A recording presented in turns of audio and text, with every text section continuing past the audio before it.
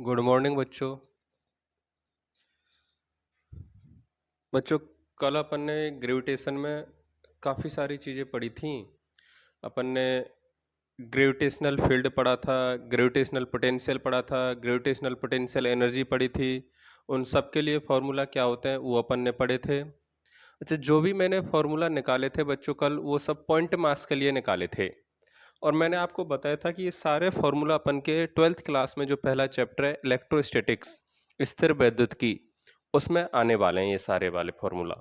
ठीक है।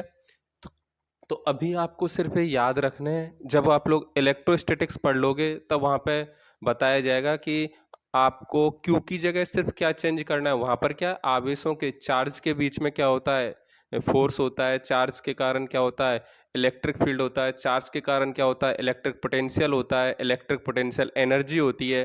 तो ये सारी चीज़ें अपन की कहाँ पर आती हैं, इलेक्ट्रोस्टैटिक्स में आती हैं। वहाँ पर इन पर अपन क्या खूब सारे क्वेश्चन करते हैं, खूब सारी चीज़ें करते हैं। ठीक है। अलग अलग चीज़ों के लिए पोटेंशियल इलेक्ट्रिक फील्ड अपन क्या निकालते हैं, जैसे स्फेयर हो गया, होलो स्फेयर हो गया, सॉलिड स्फेयर हो गया। ठीक है। रिंग हो गई, डिस्क हो गई, सबके कारण अपन क्या निकालते हैं, पोटेंशियल इलेक्ट्रिक फील्ड, ये सब निकालते हैं। ठीक है। तो वहां पर जो अपन के फॉर्मूला आते हैं वो सेम टू सेम फॉर्मूला अपन के इसमें होते हैं। ठीक है। तो वहां पर जो अपन का चार्ज होगा क्यू, उस क्यू की जगह में क्या रख दूंगा, एम रख दूंगा। और वहां पर एक कांस्टेंट आता है अपन का के, उस के कांस्टेंट की जगह में क्या रखूंगा, जी। इतना सा चेंज मुझे करना है और सारे फॉर्मूला हो जाएंगे। तो देखो, आप लोग याद रखना कि अभी तक जो अपन ने पढ़ा है बच्चों, उसमें अपन ने क्या क्या पढ़ा है, मैं एक बार रिवाइज करवा देता हूँ आपको। देखो, electric field, sorry, gravitational field या फिर ग्रेविटेशनल इंटेंसिटी क्या होती है अपन की, E is equal to F G upon कितना, एम। एफ जी का मतलब क्या होता है, ग्रेविटेशनल फोर्स। अच्छा, ग्रेविटेशनल फोर्स क्या होता है अपन का, हमेशा दो मास के बीच में लगता है। उसकी वैल्यू कितनी होती है, जी M1 M2 अपॉन कितना, आर स्क्वायर। अब देखो बच्चों, माना कि मैं एक काम करता हूं कि एक जो मास है वो तो मैंने कौन ले ली, अर्थ ले ली। और दूसरा मास मैंने कौन ले लिया, अर्थ के सरफेस के बहुत पास में ले लिया, माना कि। तो इस कंडीशन में जो अपन का ग्रेविटेशनल फील्ड होगा वो किसके कारण होगा, इस वाले मास के कारण और अर्थ के मास के कारण। ठीक है। फाइनली जब मैं इस अर्थ के कारण ग्रेविटेशनल फील्ड निकालूंगा तो मैं क्या करूंगा, इस वाले मास से डिवाइड करूंगा। तो बताओ, इस वाले मास से डिवाइड करूंगा तब जो मेरी वैल्यू आती है वो क्या आती है, ग्रेविटेशनल फील्ड की वैल्यू आती है। और अर्थ के केस में इस वाली वैल्यू को अपन क्या बोलते हैं, ग्रेविटेशनल एक्सलेशन, क्या बोलते हैं, गुरुत्वीय त्वरण। तो ये आपको क्लियर हुआ या नहीं हुआ, ये सारी चीजें मैं कराऊंगा। ये गुरुत्वीय त्वरण वाला या फिर ग्रेविटेशनल एक्सलेशन वाला जो टॉपिक है, यहाँ से अपन का हकीकत में ग्रेविटेशन क्या चालू होता है, ये अपन का नया टॉपिक है जो अपन यहाँ पर पढ़ने वाले हैं। और सारी चीजें तो अपन क्या वहां पर पढ़ लेते हैं। ठीक है। तो ये तो अपन का ग्रेविटेशनल क्या हुआ, फील्ड हुआ, एफ जी अपॉन एम। और इसकी जो वैल्यू आती है पॉइंट मास एम के कारण, इससे आर दूरी पर कोई पॉइंट ए है, तो पॉइंट ए पर जो अपन की ग्रेविटेशनल फील्ड की वैल्यू होती है बच्चों, कितनी होती है, माइनस जी एम अपॉन कितना, आर स्क्वायर। ये किसके कारण है, पॉइंट मास के कारण है। पॉइंट मास से आर डिस्टेंस पर कोई पॉइंट है, तो उस पॉइंट पर जो ग्रेविटेशनल फील्ड की वैल्यू होगी वो कितनी है, G M upon R square. अच्छा, ग्रेविटेशनल फील्ड का मैंने फिजिकल मीनिंग क्या बताया, कि इस मास के चारों ओर का वह क्षेत्र जिसमें कोई दूसरा मास क्या क्या अनुभव करता हो, अपन का फोर्स अनुभव करता हो, तो उस चारों ओर के क्षेत्र को, इस मास का क्या बोलते हैं अपन, ग्रेविटेशनल फील्ड। ऐसे देखो, ग्रेविटेशनल पोटेंशियल के बारे में मैंने क्या बताया था आपको, ग्रेविटेशनल पोटेंशियल जो होता है बच्चों वो क्या होता है, देखो। तो पोटेंशियल जो होता है बी, वो कितना होता है अपन का, वो होता है अपन का यू अपॉन एम। यू क्या होती है अपन की, पोटेंशियल एनर्जी। ठीक है। और फाइनली पॉइंट मास के कारण जो इसकी वैल्यू आती है वो कितनी आती है, माइनस जी एम अपॉन आर। माना कि ये कोई अपन का पॉइंट मास एम है, इससे आर डिस्टेंस पर मुझे क्या निकालना है, मुझे निकालना है पोटेंशियल की वैल्यू निकालनी है। तो पोटेंशियल कितना होगा बच्चों, जी एम अपॉन आर। इसी तरीके से अपन ने पोटेंशियल एनर्जी के बारे में पढ़ा था। तो पोटेंशियल एनर्जी हमेशा दो मास के बीच में निकाली जाती है। माना कि ये m1 है, ये m2 है, और दोनों के सेपरेशन की डिस्टेंस कितनी है बच्चों, स्मॉल r। तो ऐसी कंडीशन में इन दोनों मास के बीच की जो पोटेंशियल एनर्जी वो कितनी है, माइनस जी m1 m2 अपॉन कितना, r। ये सब अपन ने पढ़ लिया था। तो आपको ये फॉर्मूला जैसे मुझे याद है ऐसे ही क्या है आपको याद रखने हैं। बताओ, यहां तक किसी को दिक्कत है क्या इसमें। अब देखो, अब मैं कुछ चीजें आपको फॉर्मूला बता रहा हूँ, कुछ इंपॉर्टेंट फॉर्मूला। ठीक है, आपको बस ध्यान रखना है कि ऐसा होता है। ये सारे फॉर्मूला अपन कहाँ पे निकालते हैं? इलेक्ट्रोस्टैटिक्स में निकालेंगे। तो वहां पर जो फॉर्मूला आता है उसमें मैं क्या रखूंगा? क्यू की जगह एम रख दूंगा और कांस्टेंट के की जगह क्या रख दूंगा? जी। तो मैं डायरेक्ट यहाँ पर आपको फॉर्मूला बता रहा हूँ, ठीक है, वो देखना।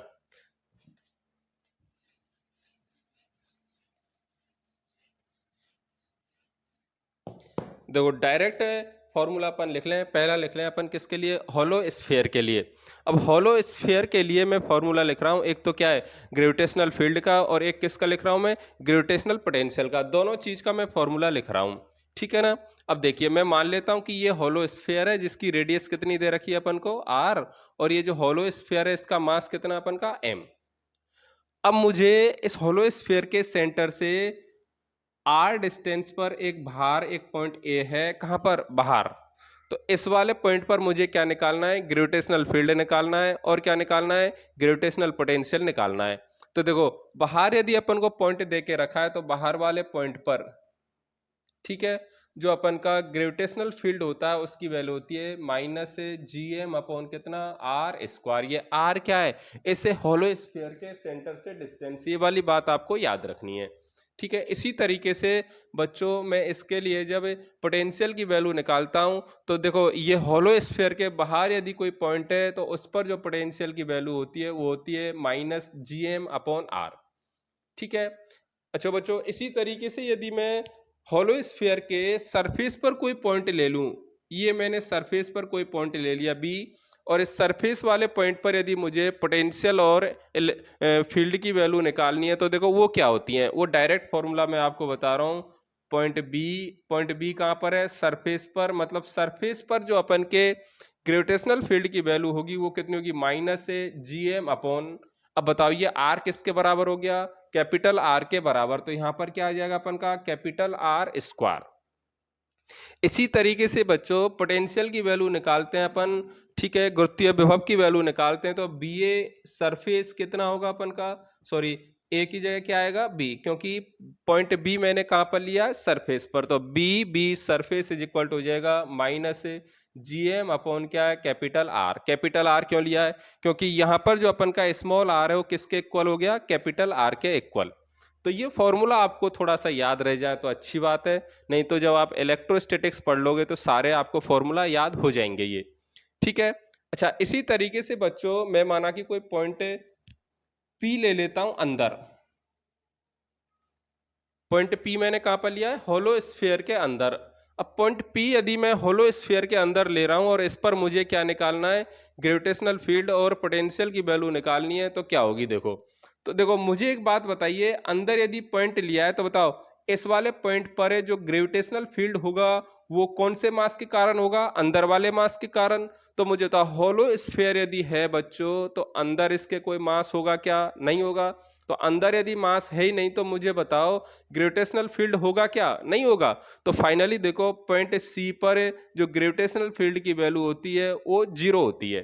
तो आपको याद रखना है कि होलो स्फीयर के अंदर जो ग्रेविटेशनल फील्ड होगा वो कितना होगा अपन का? जीरो। इसी तरीके से बच्चों, जब मैं बीसी की वैल्यू निकालता हूं, देखो पॉइंट सी की जगह क्या कर लो? पी, क्योंकि मैंने क्या लिया अंदर? Point P. तो अंदर यदि मैं किसी पॉइंट पर electric field, sorry, gravitational field यदि निकाल रहा हूं तो कितनी होगी अपन की? जीरो। और अंदर यदि किसी पॉइंट पर मैं क्या निकालता हूं बताओ? मैं यदि पोटेंशियल की वैल्यू निकालता हूं तो क्या होगा? अब देखो इधर, मुझे एक बात बताओ, आपने पोटेंशियल और इलेक्ट्रिक फील्ड के बीच में क्या पढ़ा है? रिलेशन पढ़ा है। वो रिलेशन क्या होता है अपन का? ये रहा, E इज इक्वल टू क्या होता है? Minus D B upon D R. बताओ, यहां से यदि मैं dv निकालना चाहता हूं तो dv कितना होगा? Minus E D R. और फाइनली पोटेंशियल यदि निकालना चाहता हूं तो कितना हो जाएगा? माइनस ई डी आर का इंटीग्रेशन। अब मुझे एक बात बताओ बच्चों, ई डी आर का इंटीग्रेशन कितना होगा अपन का? देखो भाई, ई डी आर का इंटीग्रेशन कितना होगा? बताओ, ई की वैल्यू कितनी है अपन की? जीरो। और ये डी आर, तो इसका इंटीग्रेशन करेंगे तो कितना आ रहा है? जीरो प्लस सी। कितना आ रहा है, 0 प्लस सी। सी क्या होता है अपन का, कांस्टेंट। ये आपने इंटीग्रेशन जब करना सीखा होगा, सर ने आपको बताया होगा कि इंडेफिनेट जो इंटीग्रेशन होता है उसमें साथ में अपन क्या लिखते हैं, कांस्टेंट भी लिखते हैं। इस कांस्टेंट की वैल्यू अपन क्या है, लिमिट जो दे रखी है, लिमिट से क्या कांस्टेंट की वैल्यू अपन निकालते हैं, उसको आप छोड़ो। पर ये मुझे पता लगा कि भाई अपन के जो पोटेंशियल की वैल्यू आ रही है, यदि ये फील्ड अपन का 0 है, तो उस वाली कंडीशन में पोटेंशियल की वैल्यू कितनी आएगी, कांस्टेंट। तो यहां से मैं डायरेक्ट लिख सकता हूं कि भाई इस केस में जो अपन का पोटेंशियल होता है वो कैसा होता है, कांस्टेंट होता है। कैसा होता है, कांस्टेंट। अब कांस्टेंट का मीनिंग क्या, और इस कांस्टेंट की वैल्यू कितनी होती है, कांस्टेंट की वैल्यू होती है -gm/r। अब देखो अंदर वाला पॉइंट अपन का यहां पर भी हो सकता है, यहां पर भी हो सकता है, यहां पर भी हो सकता है, यहां पर भी हो सकता है। तो मैं बोल रहा हूं कांस्टेंट का मीनिंग है कि चाहे पॉइंट यहां पर हो, यहां पर हो, यहां पर, चाहे यहां पर हो, इन सब जगह पर अपन के पोटेंशियल की वैल्यू कैसी रहेगी, सेम। इसलिए मैंने बोला कि अंदर पोटेंशियल की वैल्यू कैसी रहती है, सेम। अच्छा, अंदर पोटेंशियल की वैल्यू जो सेम है, वो सेम वैल्यू किसके बराबर है, सरफेस पर जो पोटेंशियल होता है उसके बराबर है। तो ये फॉर्मूला आपको याद रह जाए तो बहुत अच्छी बात है, लिख लो आप इनको। साथ में ये भी लिख लेना कि सरफेस पर पोटेंशियल कैसा रहता है, सॉरी, होलो स्फीयर के अंदर पोटेंशियल कैसा रहता है अपन का, कांस्टेंट। मतलब सेंटर से और सरफेस तक जो पोटेंशियल की वैल्यू है वो कैसी रहती है अपन की, कांस्टेंट रहती है वो। और किसके बराबर रहती है, सरफेस के पोटेंशियल के बराबर।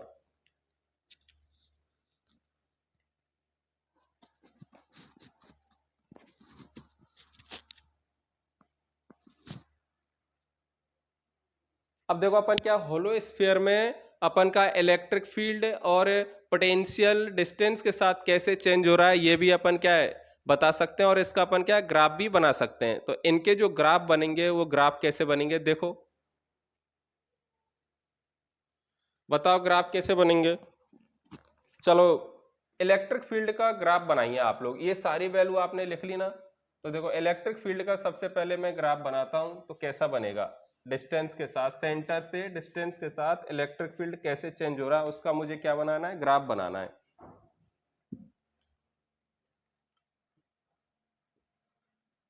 ये तो हो गया अपन की आर, और ये हो गया अपन का ई।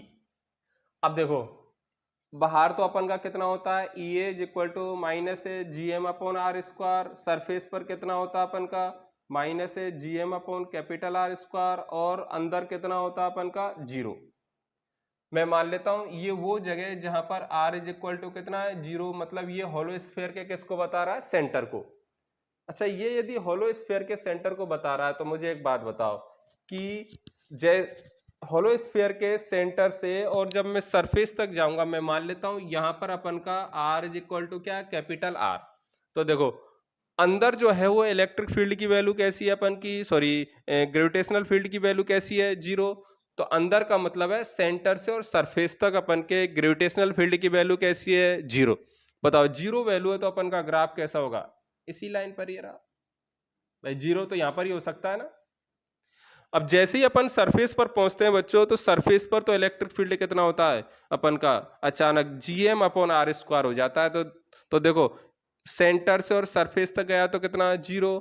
और सरफेस पर जाकर अचानक कितना हो गया अपन का, gm/ कितना, r²। माइनस में इसलिए मैं किधर ले रहा हूं, नीचे की तरफ।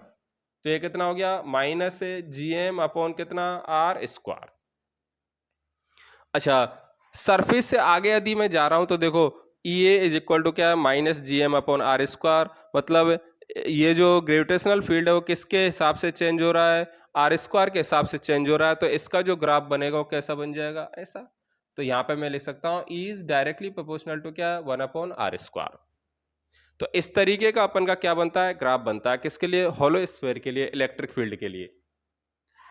ऐसे ही बच्चों जब अपन होलो स्फीयर के लिए पोटेंशियल के लिए ग्राफ बनाएंगे तो देखो कैसा बनेगा। ये पोटेंशियल हो गया, यहाँ पर अपन का r इज इक्वल टू 0, और इस वाली जगह पर क्या है, r is equal to r।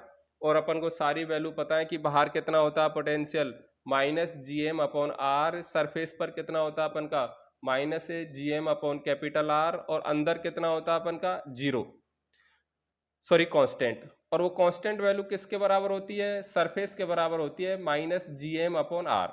मतलब होलो स्फीयर के लिए यदि पोटेंशियल की बात करें तो वो कैसी रहती है, इस सरफेस से सॉरी सेंटर से और सरफेस तक कैसी रहती है, कांस्टेंट। तो सेंटर से और सरफेस तक कांस्टेंट है, वो कांस्टेंट वैल्यू कितनी है, -gm/r। तो देखो ये कांस्टेंट वैल्यू हो गई यहां तक। तो अच्छा, सरफेस से बाहर यदि मैं देखूं तो देखो क्या है, सरफेस से बाहर यदि हम देख रहे हैं तो कैसी वैल्यू अपन की, सरफेस से बाहर अपन का क्या है, B is equal to -gm/r। मतलब B is directly proportional to क्या अपन का 1/r। तो ये जो होगा वो कैसा हो जाएगा, ग्राफ इस तरीके का हो जाएगा। तो ये सब अपन क्या है इलेक्ट्रोस्टैटिक्स में बनाते हैं वहां पर, ठीक है। इसलिए आप लोग क्या करें कि ये फॉर्मूला याद रह जाए तो बहुत अच्छी बात है, ठीक है। नहीं तो मैं आपको बता रहा हूं कि ऐसा होता है, ठीक है ना। अब आगे देखो सॉलिड स्फीयर के लिए।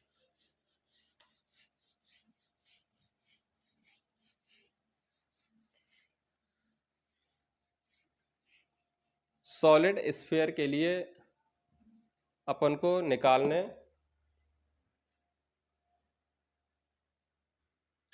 अगला अपन का solid sphere.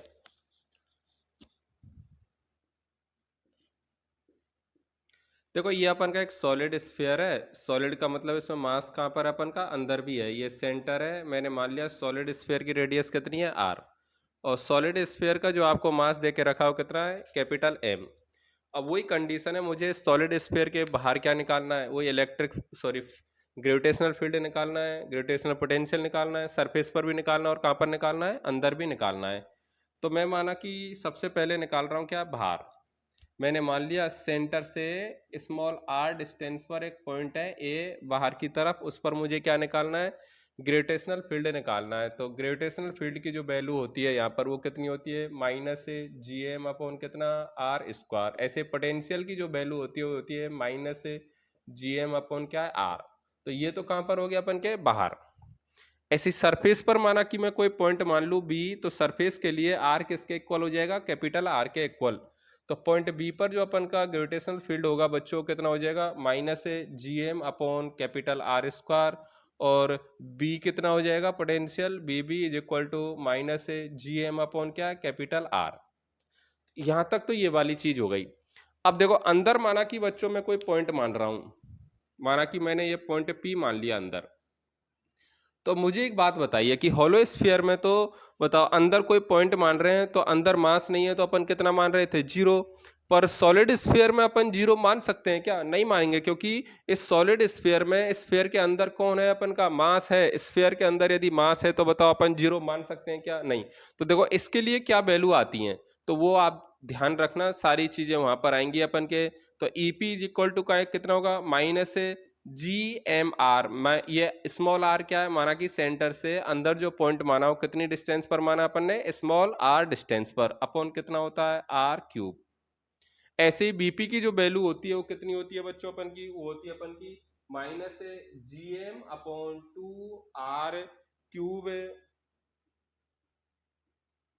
Into 3r² minus कितना, r²। ये अपन के किसकी वैल्यू होती है, अंदर जो पोटेंशियल होता है उसकी वैल्यू, ठीक है। ये सब फॉर्मूला वहां पर आते हैं अपन के।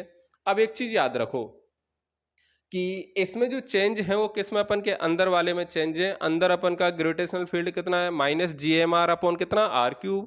और पोटेंशियल कितना हो गया अपन का, -gm/r³ इंटू कितना, 3r² माइनस r²। वापस से वही अपन को ग्राफ बनाने, तो आप लोग ग्राफ बना सकते हो। बताओ इसमें किसी को दिक्कत है क्या। चलो अब मैं क्वेश्चन टाइप में करवाता हूं, मैं एक ही क्वेश्चन करवाऊंगा, बस रिंग के लिए निकाल के बता रहा हूं कि भाई रिंग के लिए अपन कैसे निकालेंगे, ठीक है। आप लोग याद रखना क्योंकि वो सारी चीजें अपन वहां पर करवाएंगे। तो अगला टॉपिक है gravitational field, gravitational field due to ring. देखो आप लोग, मैं ग्रेविटेशनल फील्ड निकाल के बता रहा हूं, आप लोग क्या निकाल सकते हो, पोटेंशियल की वैल्यू भी निकाल सकते हो। अच्छा एक चीज और याद रखना, पोटेंशियल कैसी फिजिकल क्वांटिटी होती है अपन की, स्केलर अदिश। और ये ग्रेविटेशनल फील्ड कैसी क्वांटिटी है अपन की, ये वेक्टर क्वांटिटी है, सदिश राशि है। सदिश राशि है तो बताओ वेक्टर क्वांटिटी है तो इसका एडिशन कैसे होगा, वेक्टर के तरीके से होगा। तो देखिए रिंग के लिए कैसे निकालेंगे। देखो रिंग के लिए कैसे निकालेंगे, मैं मान लेता हूं कि ये अपन की कोई रिंग है, अच्छा, ये रिंग जो है उसकी रेडियस कितनी है बच्चों? कैपिटल आर, और रिंग का मास कितना दे रखा अपन को? Capital M. अब मुझे ये जो अपन की रिंग है ये वाली, इस रिंग के सेंटर से इसकी अक्ष पर एक्स डिस्टेंस पर क्या निकालना है? पॉइंट ए पर अपन को ग्रेविटेशनल फील्ड की वैल्यू निकालनी है, या फिर किसकी वैल्यू निकालनी है? पोटेंशियल की वैल्यू निकालनी है। तो मैं आपको किसकी वैल्यू निकाल के बता रहा हूं? मैं एक बार आपको ग्रेविटेशनल फील्ड की वैल्यू निकाल रहा हूं, उसी तरीके से आप लोग किसकी वैल्यू निकाल सकते हैं? पोटेंशियल की वैल्यू निकाल सकते हैं। अब मुझे एक बात बताइए बच्चों कि ये जो अपन की रिंग है, ये जो अपन की रिंग है, इसे रिंग का जो अपन को मास दे रखा हो, कितना दे रखा? Capital M. पर अभी तक जो अपन ने ग्रेविटेशनल फील्ड निकालना सीखा हो, किसके कारण सीखा? पॉइंट मास के कारण सीखा है कि यदि कोई पॉइंट मास एम है तो इस पॉइंट मास से आर डिस्टेंस पर कोई पॉइंट ए है, तो पॉइंट ए पर जो अपन का ग्रेविटेशनल फील्ड होता है वो होता है अपन का माइनस जी एम अपॉन कितना? R square. अच्छा, पॉइंट ए पर जो अपन का ग्रेविटेशनल फील्ड है ये वाला, इस ग्रेविटेशनल फील्ड की यदि मुझे डायरेक्शन निकालनी है तो कैसे निकालते हैं? उस डायरेक्शन को निकालना भी आप लोग सीख लें। तो देखो, जिस पॉइंट पर मुझे ग्रेविटेशनल फील्ड की डायरेक्शन निकालनी है उस पॉइंट पर अपन अपनी तरफ से क्या एक मास एज्यूम कर लेते हैं। माना कि मैंने मान लिया कि पॉइंट ए पर कितना मास रखा हुआ अपन का? Am not. अब इस एम नॉट मास पर अपन दूसरे मास के कारण किसकी डायरेक्शन निकालते हैं? फोर्स की डायरेक्शन निकालते हैं। तो एम नॉट पर कौन सा वाला मास फोर्स लगा रहा है? ये वाला। और उस फोर्स की डायरेक्शन क्या होगी? अट्रैक्शन वाली है, तो किधर होगी अपन की? इधर। तो जो डायरेक्शन अपन के फोर्स की होती है वही डायरेक्शन किसकी होती है? अपन की ग्रेविटेशनल फील्ड की। तो बच्चों मुझे एक बात बताओ कि आपको ये बात क्लियर हुई या नहीं हुई कि ग्रेविटेशनल फील्ड की डायरेक्शन कैसे निकालेंगे? देखो, इन सारी चीजों को आप लोग लिखना अपने लेवल पर। ग्रेविटेशनल फील्ड की डायरेक्शन कैसे निकालेंगे? जिस पॉइंट पर मुझे ग्रेविटेशनल फील्ड की डायरेक्शन निकालनी है उस पॉइंट पर मैं मेरी तरफ से एक मास एज्यूम कर लेता हूं। माना कि वो मास मैंने एज्यूम कर लिया कितना? Am not. अब इस वाले मास पर मैं क्या करता हूं? दूसरे मास के कारण, जो सिस्टम में अपन का दूसरा मास है, उस दूसरे मास के कारण क्या निकालता हूं? फोर्स की डायरेक्शन निकालता हूं। तो वो फोर्स की डायरेक्शन कौन सी अपन की? ये रही। ये जो फोर्स की डायरेक्शन है बच्चों, इसी डायरेक्शन में अपन के इस पॉइंट पर किसकी डायरेक्शन होगी? ग्रेविटेशनल फील्ड की डायरेक्शन होगी। तो ये याद रह गया कि ग्रेविटेशनल फील्ड की डायरेक्शन कैसे निकालते हैं। चलो, अब देखो, मुझे तो केवल किसके कारण निकालना आता है? पॉइंट मास के कारण निकालना आता है। पर यहां पर अपन को पॉइंट मास दिया है क्या? भाई, रिंग तो अपन की ये वाली है। इस रिंग में तो क्या है? यूनिफॉर्म तरीके से क्या है? अपन का मास डिस्ट्रीब्यूट है, और वो टोटल मास कितना अपन का? कैपिटल एम है। तो बताओ, अपन को यदि पॉइंट मास का निकालना आता है और अपन को तो क्या पूरी रिंग दे रखी है और रिंग का मास दे रखा है, तो अपन क्या करेंगे? इस रिंग को बहुत सारे छोटे छोटे पॉइंट मास में क्या तोड़ लेंगे। अब बहुत सारे छोटे छोटे पॉइंट मास में तोड़ लेंगे तो उन सभी पॉइंट मास के कारण पॉइंट ए पर अपन इलेक्ट्रिक ग्रेविटेशनल फील्ड निकाल सकते हैं? नहीं निकाल सकते हैं? निकाल सकते हैं। ध्यान से सुनना मैं क्या बोल रहा हूं। अपन को पॉइंट मास के कारण निकालना आता है कि भैया पॉइंट मास है, उस पॉइंट मास से यदि डिस्टेंस आर दे रखी है तो उस आर डिस्टेंस पर जो अपन का ग्रेविटेशनल फील्ड होता है वो कितना होता है? माइनस जी एम अपॉन आर स्क्वायर होता है। पर अपन को रिंग दी है। अब रिंग में पॉइंट मास तो है नहीं है। रिंग की तो क्या है? ये सर्क्यूफ्रेंस है। तो इस पूरी सर्क्यूफ्रेंस में, इस पूरी परिधि में अपन का क्या है? मास क्या है? डिस्ट्रीब्यूट है। तो उसके कारण मुझे पॉइंट ए पर क्या निकालना है?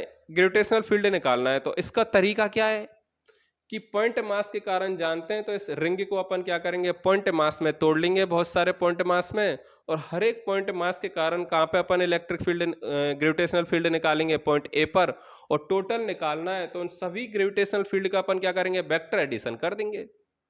क्योंकि ग्रेविटेशनल फील्ड कैसी क्वांटिटी है? अपन की वेक्टर क्वांटिटी है बच्चों।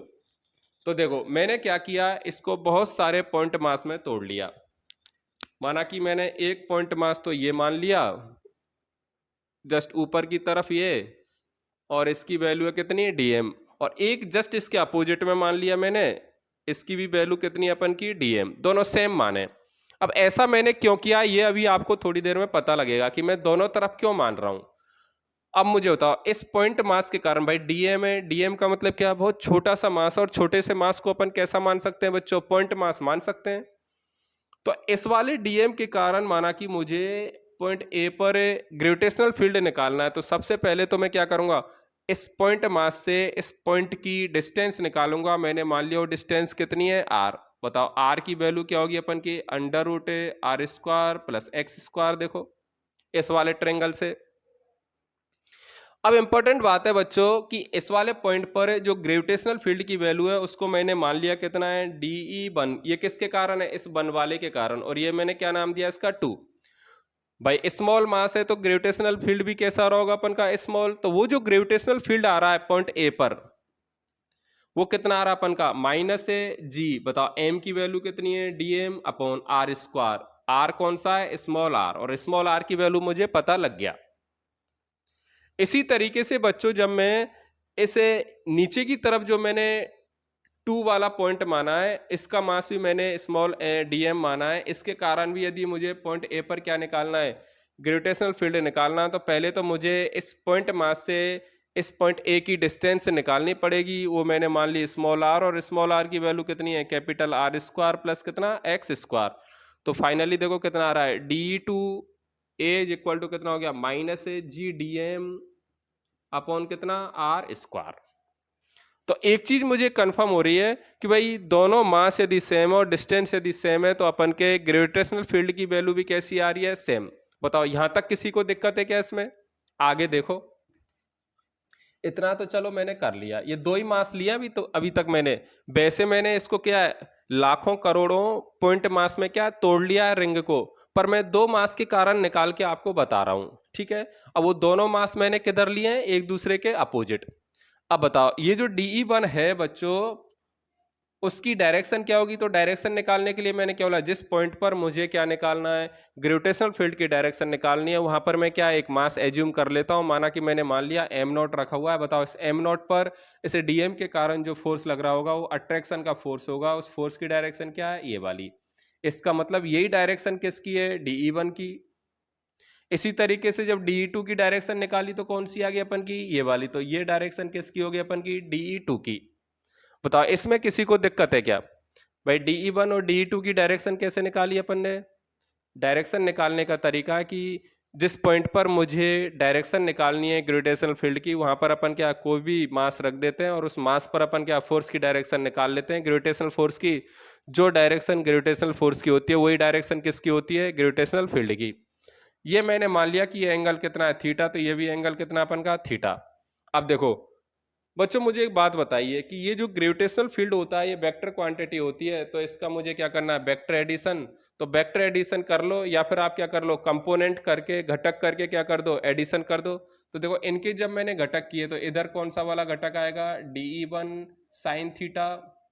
ऐसे इसका जब मैंने नीचे की तरफ घटक किया तो कितना आ गया अपन का, DE2 साइन थीटा। अच्छा इसका एक घटक किधर होगा, इधर, और इसका भी एक घटक किधर होगा, इधर।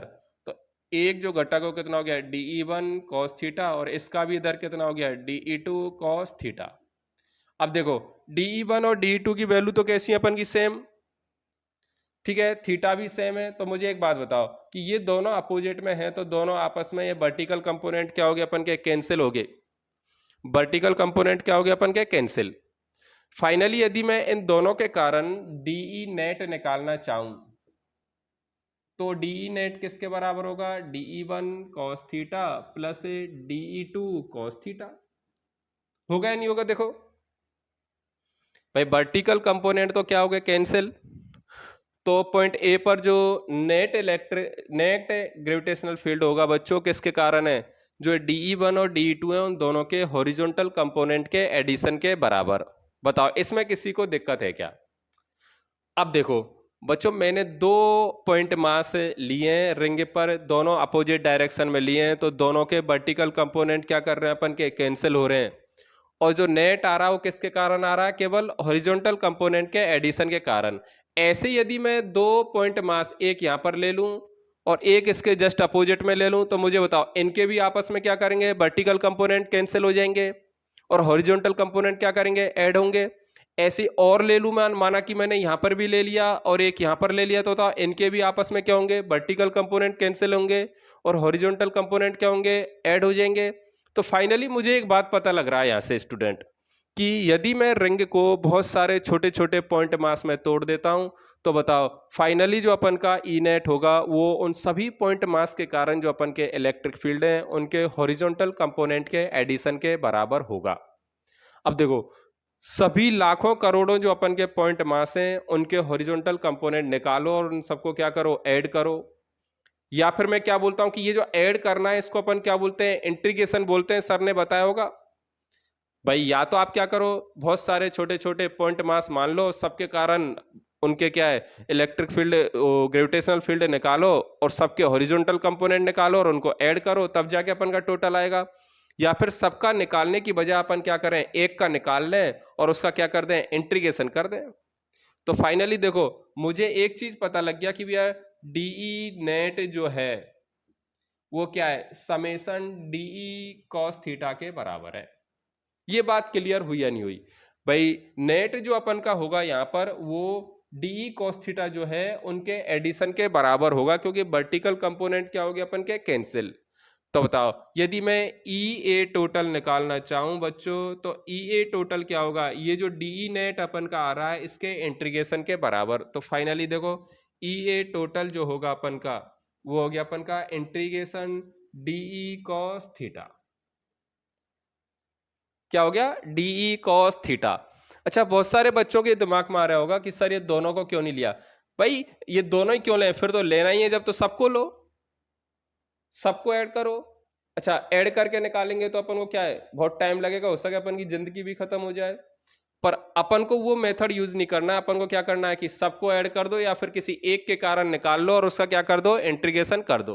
तो फाइनली बच्चों देखो डी की वैल्यू जब मैं रखूंगा तो कितनी आ रही है, डी की वैल्यू अपन की ये हो गई अपन की कितनी, जी डी एम अपॉन क्या अपन का आर स्क्वायर इंटू कितना कॉस थीटा। अच्छा डीएम की वैल्यू निकाल सकते हो क्या, डीएम की वैल्यू भी आप लोग निकाल सकते हो। बताओ इस रिंग में जो अपन का मास है वो यूनिफॉर्मली डिस्ट्रीब्यूट है, तो रिंग की जो अपन की सर्कमफ्रेंस हो जाएगी कितनी है, 2πr, तो 2 का m, ठीक है। या फिर इसको भी मत निकालो, कोई दिक्कत नहीं है, देखो काम चल जाएगा। चलो यहां तक समझ में आया या नहीं आया, माइनस आप लोग लगा लेना उसमें। अब देखिए मैं इसको हटा दूं क्या, देखो लिख लो आप लोग एक बार,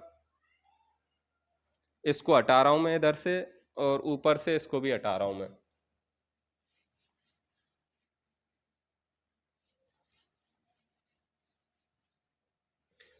अब देखिए ई ए टोटल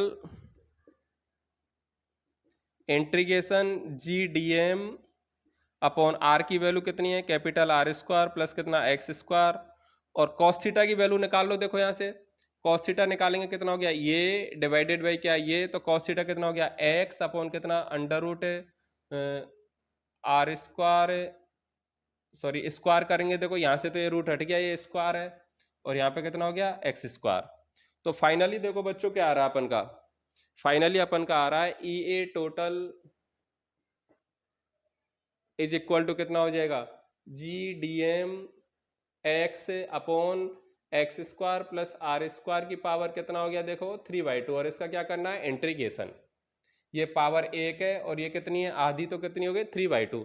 तो जी एक्स और ये सब तो क्या कांस्टेंट, तो इन सबको क्या करो आप लोग बाहर निकाल लो। तो E A total is equal to कितना हो गया, G X upon x square plus R square की पावर कितना 3/2, और इंटीग्रेशन करना मुझे डीएम का। बताओ डीएम का इंटीग्रेशन का मतलब क्या है, डीएम के इंटीग्रेशन का मतलब है कि जितने भी अपन छोटे छोटे पॉइंट मास मान रहे हैं उन सबको मुझे क्या करना है, ऐड करना है। तो बताओ सबको ऐड करेंगे तो रिंग के मास के बराबर आएगा या नहीं आएगा।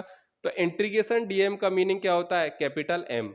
तो फाइनली देखो अपन का जो फॉर्मूला आ रहा है बच्चों कितना आ गया, कि रिंग के कारण उसकी अक्ष पर एक्स डिस्टेंस पर जो अपन का ग्रेविटेशनल फील्ड होगा वो E A total is equal to कितना आ गया अपन का, वो आ गया जी एम एक्स अपॉन कितना x square plus R square की पावर कितना 3/2, जहां पर एम क्या रिंग का मास, एक्स क्या है सेंटर से जितनी डिस्टेंस पर अक्ष पर मुझे क्या निकालना है, ग्रेविटेशनल फील्ड निकालना, वो डिस्टेंस, और आर क्या रिंग की रेडियस। सेम टू सेम ऐसा ही फॉर्मूला वहां पर आता है, वो फॉर्मूला क्या होता है, के क्यू एक्स अपॉन कितना x square plus R square की पावर कितना 3/2, इलेक्ट्रोस्टैटिक्स में ऐसा फॉर्मूला आता है ये। तो आप लोग ये थोड़ा सा याद रखें कि किस तरीके से किया है। अच्छा बच्चों, मुझे एक बात बताओ कि यदि मैं पोटेंशियल निकालता तो कैसे करता? पोटेंशियल तो कैसी क्वांटिटी है अपन की भाई? पोटेंशियल तो अपन की कैसी क्वांटिटी है बताओ? स्केलर क्वांटिटी है, तो उसमें मुझे वेक्टर एडिशन करने की रिक्वायरमेंट होती क्या, या फिर कंपोनेंट करने की रिक्वायरमेंट होती क्या? नहीं होती। मैं डायरेक्ट क्या करता, इस डीएम के कारण क्या पोटेंशियल निकाल देता और उसका क्या कर देता, इंटीग्रेशन कर देता। तो जो पोटेंशियल की वैल्यू आती है वो आती है अपन की G M upon under root x square plus R square. ठीक है, तो आप निकालना, मैंने सिर्फ ये बताया कि ऐसा होता है, ये सब अपन करने वाले हैं इलेक्ट्रोस्टैटिक्स में, तो आप लोग थोड़ा सा पेशेंस रखें जब तक का। ठीक है, ऐसी सारी चीजें आएंगी अपन की। ये तो मैंने रिंग के कारण निकाला है, ऐसे मैं डिस्क के कारण भी निकाल सकता हूं, यूनिफॉर्म रॉड के कारण भी निकाल सकता हूं जिसका मास अपन को दे रखा है। तो ऐसे अपन के तमाम क्वेश्चन बनते हैं, ये सारे क्वेश्चन अपन वहां पर करते हैं, इसलिए मैं यहां पर नहीं करा रहा उनको। ठीक है, क्योंकि वो सब प्रैक्टिस अपन कहां पर करते हैं, इलेक्ट्रोस्टैटिक्स में। ठीक है, अब मैं एक दो क्वेश्चन और कराता हूं आपको, वो देखिए।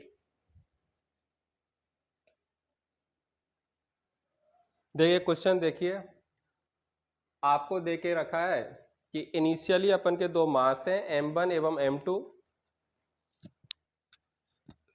ठीक है, और वो दोनों इनिशियली कैसे हैं, रेस्ट पर, और दोनों की इनिशियल कंडीशन में आपको डिस्टेंस दे रखी है कितनी, इनफाइनाइट। m1 और m2 दो अपन के पॉइंट मास हैं, और दोनों के बीच की जो डिस्टेंस दे रखी है कितनी है, इनफाइनाइट इनिशियली, और ये क्या है, रेस्ट में।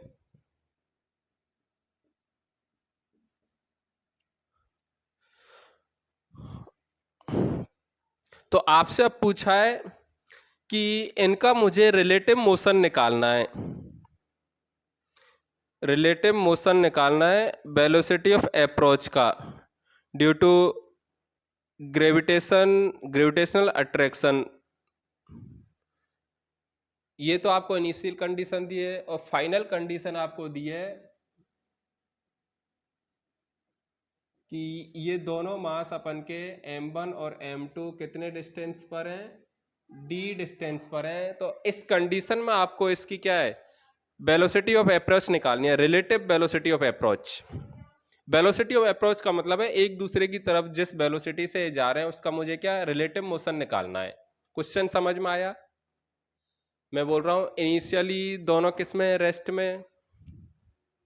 ठीक है, और दोनों की इनिशियली डिस्टेंस कितनी अपन की, इनफाइनाइट।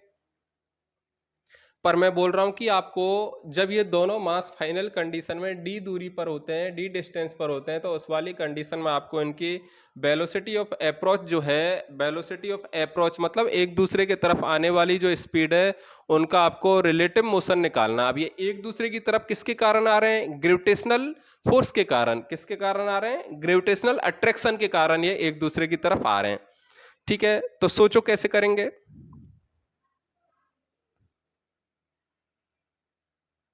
लिख लो चाहे क्वेश्चन लिखो। Find out relative velocity of approach due to gravitational attraction when distance between m1 and m2 is a small d।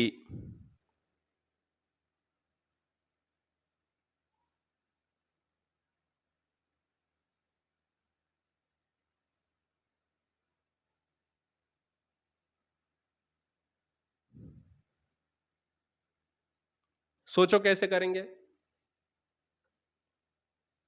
देखो आप लोग पहले खुद से करना, मुझे एक बात बताओ। मैं मान लेता हूं कि भैया जब d डिस्टेंस पर है तो ये इधर कितनी स्पीड से जा रहा है, v1 से, और ये इधर कितनी से जा रहा है, v2 से।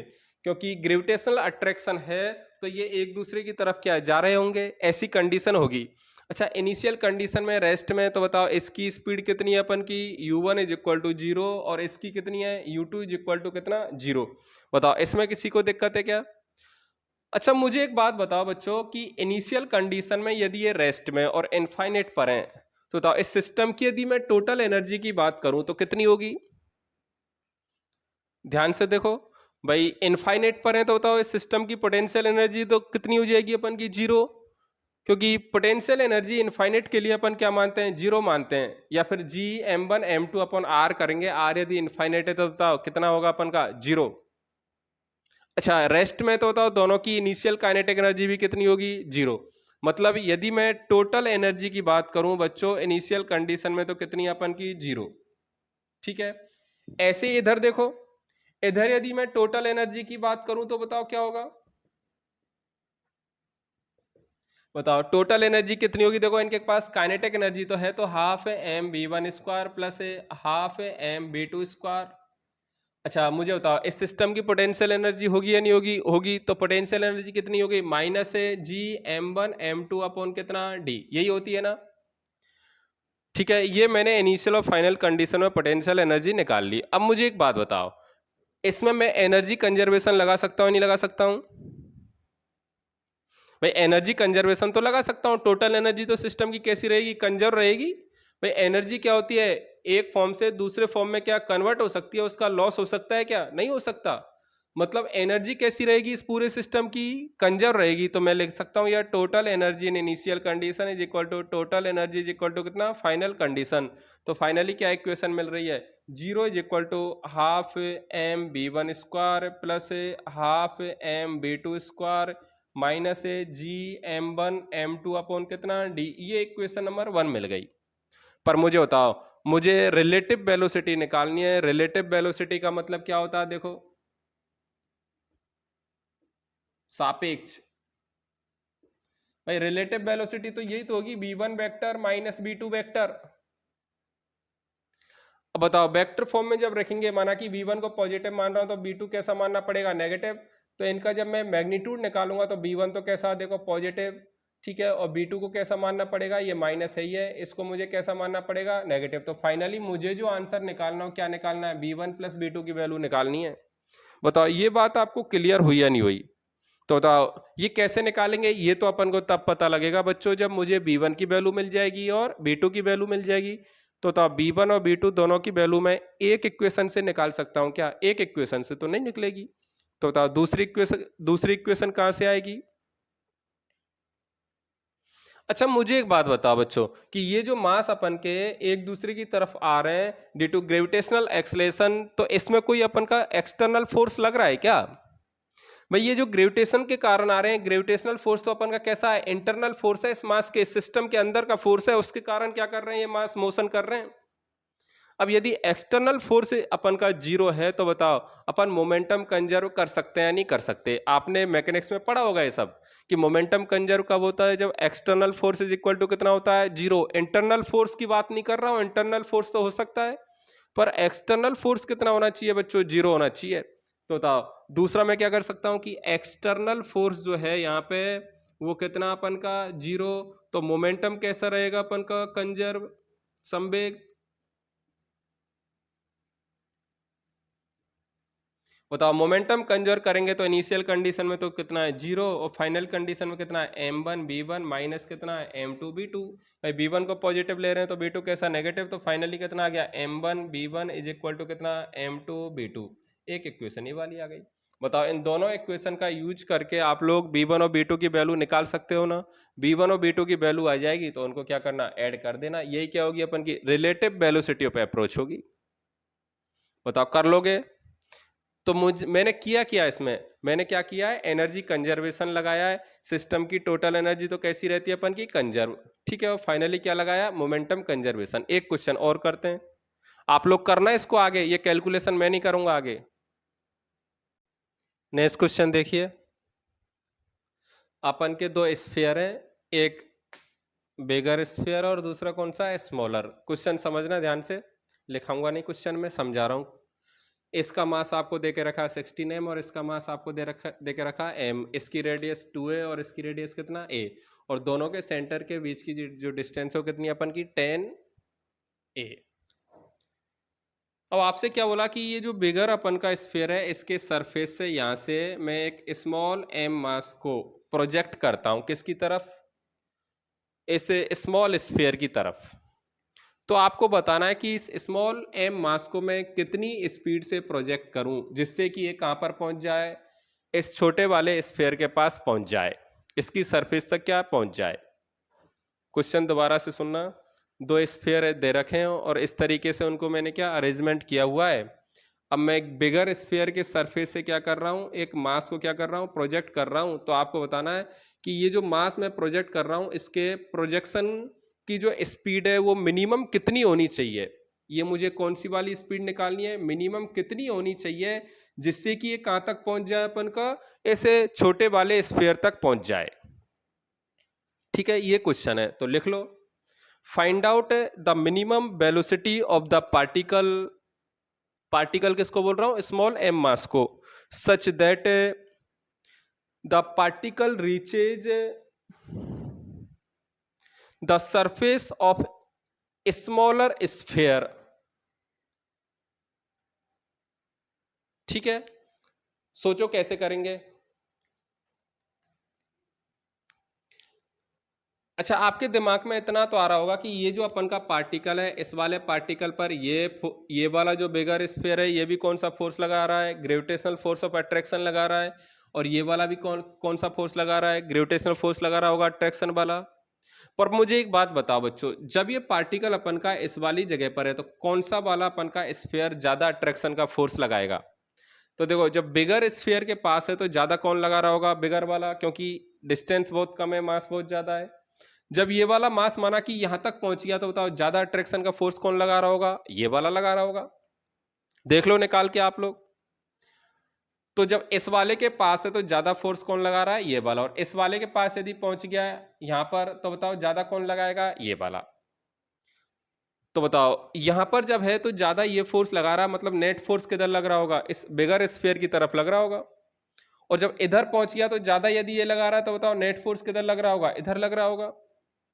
तो मुझे एक बात बताओ बच्चों कि ये वाला जो मास है अपन का, यहां से और यहां तक जब पहुंचेगा तो जो नेट फोर्स है उसकी डायरेक्शन चेंज होगी या नहीं होगी। भाई इनिशियल कंडीशन में नेट फोर्स की डायरेक्शन किधर है, इधर। और फाइनल कंडीशन में जब यहां पर पहुंच जाएगा तो नेट फोर्स किधर हो गया, उधर। इसका मतलब कहीं न कहीं बीच में एक ऐसी जगह होगी जहां पर नेट फोर्स कितना हो रहा होगा, 0। भाई माना कि वो नेट फोर्स 0 इस वाली जगह पर हो रहा है, मैं मान लेता हूं कि वो नेट फोर्स 0 कहां पर हो रहा है, इस पॉइंट ए पर। मुझे बताओ यदि ये वाला मास अपन का यहां तक पहुंच जाएगा, मतलब ये वो जगह जहां पर इस वाले स्फीयर और इस वाले स्फीयर दोनों के कारण जो अट्रैक्शन का फोर्स लगाया जा रहा हो, कैसा अपन का, सेम। तो बताओ यदि ये वाला स्फीयर, ये वाला पार्टिकल मैंने यहां तक पहुंचा दिया, तो बताओ इससे जस्ट थोड़ा भी यदि आगे चला गया तो इस वाले पार्टिकल को ये अट्रैक्ट करेगा या नहीं करेगा, कर लेगा। और अट्रैक्ट यदि कर लेगा तो मुझे बताओ खुद ही चला जाएगा, क्योंकि नेट फोर्स इसके बाद किसका ज्यादा हो जाएगा, इसका ज्यादा हो जाएगा। या फिर अट्रैक्शन का जो फोर्स है वो स्मॉल वाले का ज्यादा हो जाएगा, तो नेट फोर्स किधर लगेगा, इधर, जिससे वो खुद ही क्या करेगा, चला जाएगा। मतलब मैं आपसे बोल रहा हूं कि ये जो अपन का पार्टिकल है बच्चों, इस पार्टिकल को मुझे यहां तक पहुंचाने की जरूरत है क्या, मतलब इसको इतनी स्पीड देने की रिक्वायरमेंट है क्या कि ये यहां तक पहुंच जाए। मुझे तो बस इसको कहां तक पहुंचाना है, जस्ट यहां तक पहुंचाना है। उसके बाद तो ये खुद ही क्या करेगा, इसको अट्रैक्ट कर लेगा। बताओ ये वाली बात आपको क्लियर हुई या नहीं हुई। सोचना इसको, शांति से बैठ के 1 मिनट इसको सोचना कि ऐसा मैं क्यों कर रहा हूं। कि भाई ये वाला जो पार्टिकल है यहां पर होगा तो मुझे बताओ नेट फोर्स इधर है तो उधर जा पाएगा क्या, नहीं। इसलिए मुझे क्या, इसको आगे बढ़ाना पड़ेगा। आगे बढ़ाने के लिए मुझे क्या, इसको स्पीड देनी पड़ेगी। पर जैसे ही यहां पर पहुंचा तो मुझे पता है दोनों तरफ का नेट फोर्स कितना हो गया, दोनों तरफ का अट्रैक्शन फोर्स कितना हो गया, सेम। तो नेट फोर्स कितना हो गया, 0। तो इस वाले पॉइंट से थोड़ा भी यदि आगे चला गया तो बताओ किसका फोर्स ज्यादा हो जाएगा, इसका। मतलब ये इसको खुद ही क्या कर लेगा, ऑटोमेटिक अट्रैक्ट कर लेगा और इसको कहां तक पहुंच जाएगा, ये वाला अपन का जो पार्टिकल है स्मॉल स्फीयर के सरफेस तक पहुंच जाएगा। तो मतलब मेरा टारगेट तो ये है कि मैं इसको कम से कम इतनी स्पीड दे दूं जिससे कि ये कहां तक पहुंच जाए, पॉइंट ए तक पहुंच जाए बस। तो आप पॉइंट ए तक पहुंचाने के लिए मैं क्या करूंगा, मैं मान लेता हूं पॉइंट ए की जो डिस्टेंस है अपन की, वो डिस्टेंस इसके सेंटर से कितनी है, x। तो बताओ इस कंडीशन में मैं क्या करूंगा, बताओ पार्टिकल जब यहां पर है तो इसकी टोटल एनर्जी कितनी है, ये आपको पता है। पार्टिकल जब यहां पर है तो इसकी टोटल एनर्जी आप लोग निकाल सकते हो। भाई यहां पर तो पार्टिकल की स्पीड तो कितनी हो गई, 0। ठीक है, तो देखो यहां पर सिस्टम की टोटल एनर्जी और यहां पर सिस्टम की टोटल एनर्जी कैसी होगी, सेम। क्योंकि एनर्जी का लॉस तो होगा नहीं, एनर्जी तो कैसी रहेगी, कंजर्व। या तो काइनेटिक पोटेंशियल में चेंज हो जाएगी या फिर पोटेंशियल किस में चेंज हो जाएगी, काइनेटिक में। तो इसको करने का मेथड क्या है कि अपन को क्या करना है, टोटल एनर्जी माना कि इसको मैं 1 मान रहा हूं, तो at point 1 is equal to total energy at point A. अपन को क्या करनी है, एक कांस्टेंट करनी है। किसके लिए? सिस्टम के लिए, पूरे सिस्टम के लिए। भाई एनर्जी कंजर्वेशन जो लगाते हैं किसके लिए लगाते हैं? अपन सिस्टम के लिए लगाते हैं। बताओ, मैं थोड़ी सी आपको हिंट दे के बता रहा हूं, आगे आपको पूरा करना है। बताओ, पॉइंट 1 पर टोटल एनर्जी क्या होगी? बताओ, इस स्मॉल एम की काइनेटिक एनर्जी कितनी है? Half m b square. ये बी कौन सी स्पीड है जिससे कि कहां तक पहुंच जाए? ए तक। ये तो इसकी है। बताओ, इसकी काइनेटिक एनर्जी कितनी है? 0। इसकी भी कितनी है? 0। बताओ, इस वाले और इस वाले, भाई पोटेंशियल एनर्जी निकालनी है तो दो दो के पेयर बनाने हैं। तो एक तो कौन हो गया? स्मॉल एम, और एक कौन हो गया? 16 एम। तो इन दोनों की जो पोटेंशियल एनर्जी होगी इनके कारण, वो कितनी होगी? बताओ। 16 एम को मैं पूरे पूरे को कहां पे मान सकता हूं? सेंटर पर मान सकता हूं। सेंटर ऑफ मास आपने पढ़ा हुआ है। तो बताओ, ये 16 एम यहाँ पर है, ये एम यहाँ पर है, तो बताओ पोटेंशियल एनर्जी कितनी? माइनस जी 16 एम स्मॉल एम अपॉन, बताओ डिस्टेंस कितनी है ये वाली अपन की? 2a। चलो, ये तो इसकी हो गई। इसके बाद इसकी और इसकी कितनी होगी? देखो, माइनस है G capital M small M upon, ये डिस्टेंस कितनी है यहां से और यहां तक की? देखो भाई, इसका मास कहां पर मानूंगा मैं? सेंटर पर मानूंगा, कंसंट्रेट सेंटर ऑफ मास पर। तो बताओ, ये वाली डिस्टेंस कितनी हो जाएगी? टोटल 10a, तो उसमें से कितना घटाना है? 2a। तो कितनी हो गई? 8a। अच्छा, इसके बाद पोटेंशियल एनर्जी सिस्टम में इसकी और इसकी भी तो होगी। तो ये यहाँ पर है मास, और इसका मैंने इसके सेंटर पर मान रखा है, तो कितना हो जाएगा? माइनस जी 16 एम कैपिटल में अपॉन, बताओ डिस्टेंस कितनी है अपन की? 10a। तो ये तो इनिशियल कंडीशन में सिस्टम की टोटल एनर्जी हो गई। देखो, बताओ ये टोटल एनर्जी आपको लिखना आया है नहीं आया?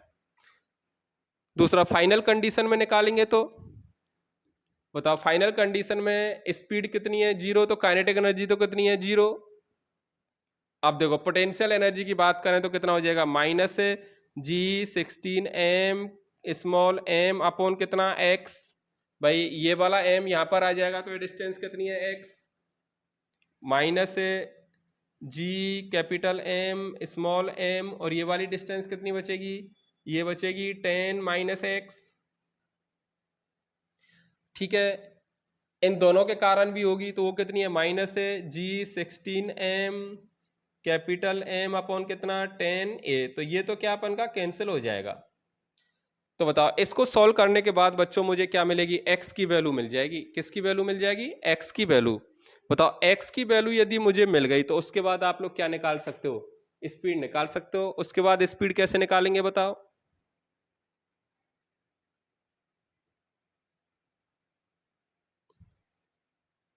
उसके बाद आप लोग स्पीड कैसे निकालेंगे? x की वैल्यू मिल जाएगी क्या यहां से? देखो एक बार।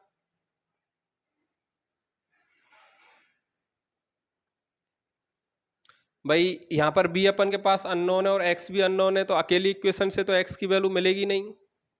पर b यदि निकालना है मुझे, तो किसकी रिक्वायरमेंट होगी? x की। पर मुझे एक बात पता है बच्चों की, इस वाली जगह पर जो एफ नेट अपन का है वो कितना है? 0। एफ नेट कितना है? 0। तो देखो, ये वाला मास यहां पर आ जाएगा, तो अपन की एक इक्वेशन और बन जाएगी। बताओ, इसके और इसके बीच का जो फोर्स होगा कितना होगा अपन का? जी 16 एम स्मॉल एम अपॉन कितना? X square. ठीक है, और इसके और इसके बीच का कितना होगा? G capital M small M upon कितना? 10 माइनस एक्स का होल स्क्वायर।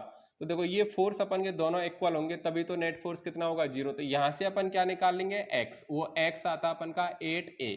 तो x की वैल्यू अपन इसमें पुट करेंगे, और किसकी वैल्यू निकाल सकते हैं? b की वैल्यू अपन क्या निकाल सकते हैं। तो किस तरीके से मुझे करना है ये आपको क्लियर हो गया होगा। तो ये अपन के कुछ क्वेश्चन है। ठीक है, कुछ स्टैंडर्ड क्वेश्चन थे एनर्जी कंजर्वेशन पर बेस्ड, वो मैंने आपको करा दिए हैं। तो आप इनको अच्छे से एक बार करना, नहीं आए तो फिर मुझे व्हाट्सएप पर कांटेक्ट करना 8949851871 पर। ठीक है, थैंक यू।